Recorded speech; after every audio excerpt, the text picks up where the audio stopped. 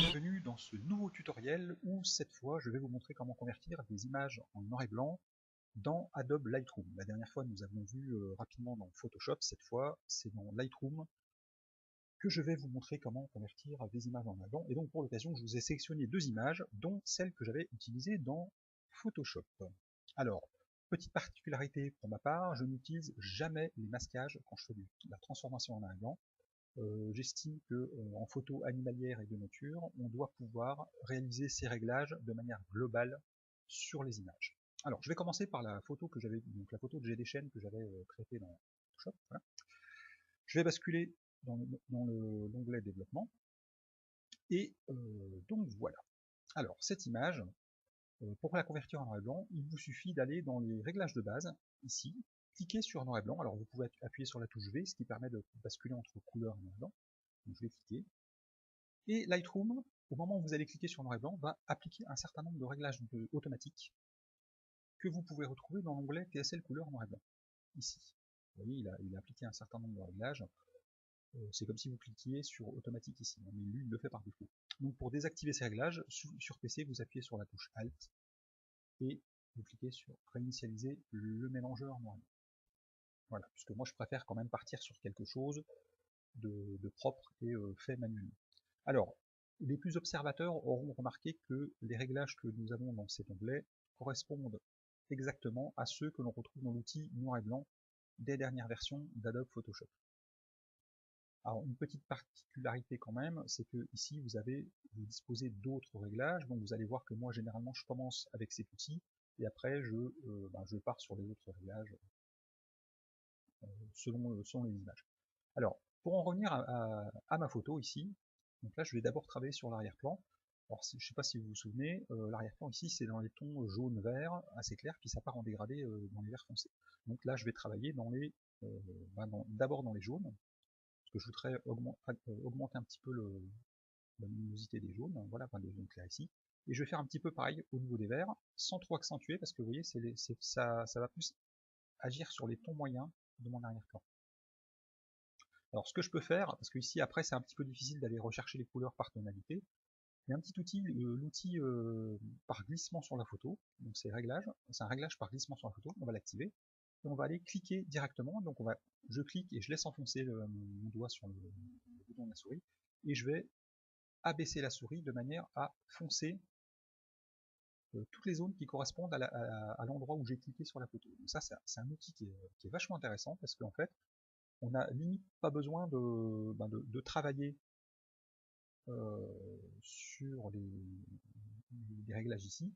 Lui il va automatiquement travailler sur un ou plusieurs potentiomètres pour adapter notre choix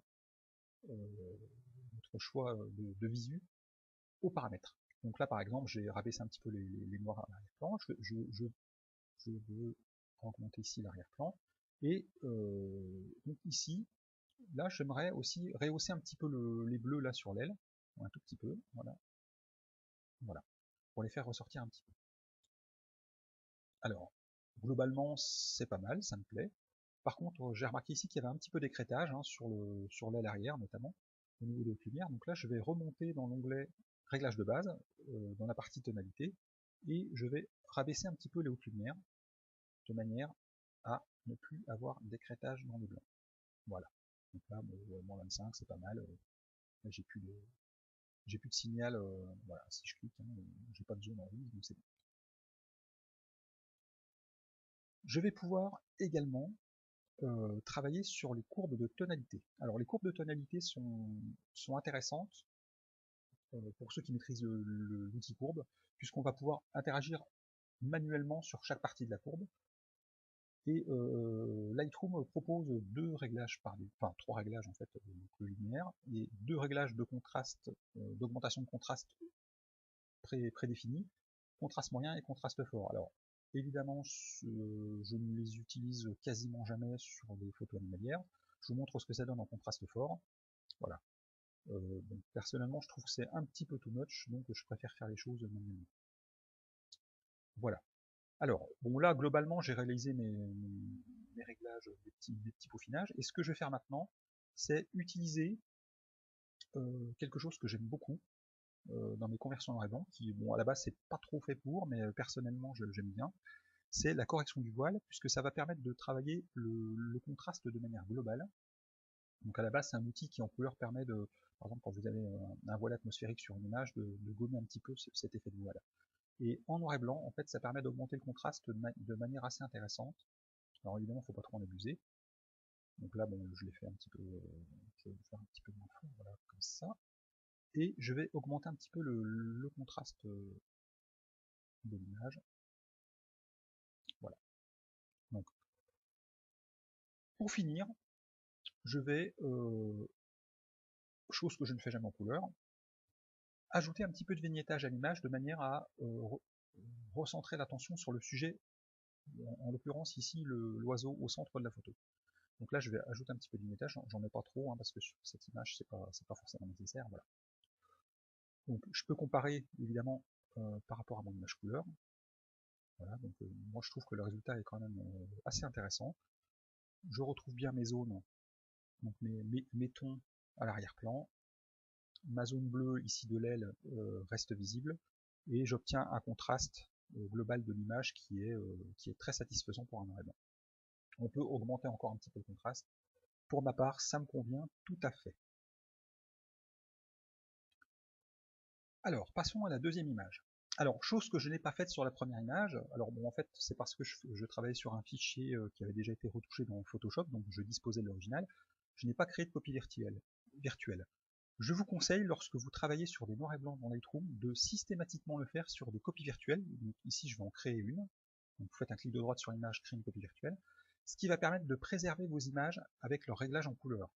Donc c'est quand même quelque chose d'essentiel quand on travaille dans un logiciel comme Lightroom, de préserver en fait les informations sur les différentes versions de chaque image. Donc moi j'utilise pas mal les copies virtuelles, c'est vrai que sur la première je l'avais pas fait.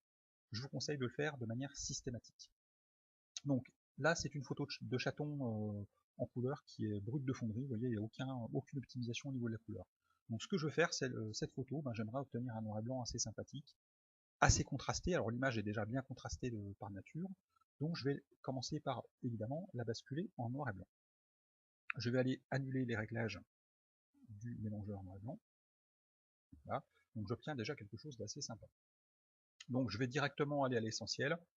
Ici, je voudrais foncer un petit peu l'arrière-plan. Donc je vais utiliser l'onglet pipette. Hein, voilà.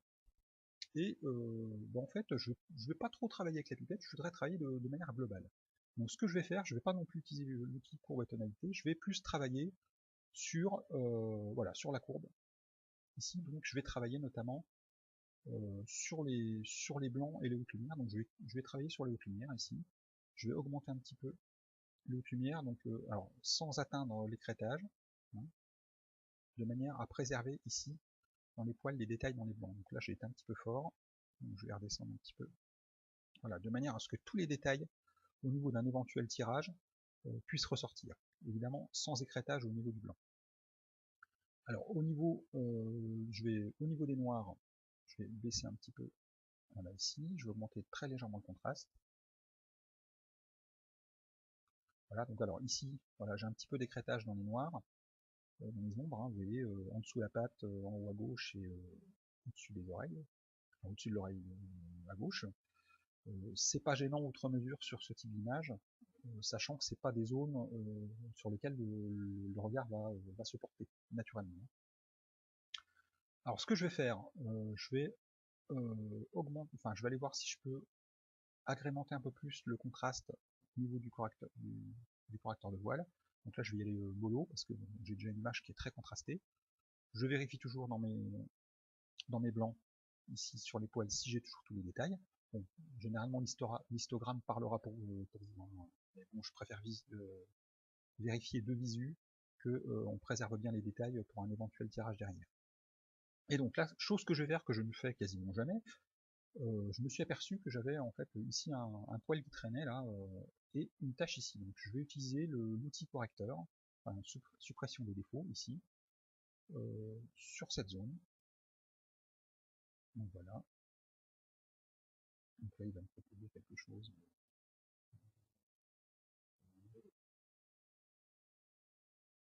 Hop, ça me semble pas trop mal. On regarde, bon, voilà, ça demeure relativement visible, un petit zoomement, mais ça ne doit pas trop être gênant. Donc je vais faire la même chose ici, sur la zone ici. Donc, ce que je vais faire, je vais mettre une tâche.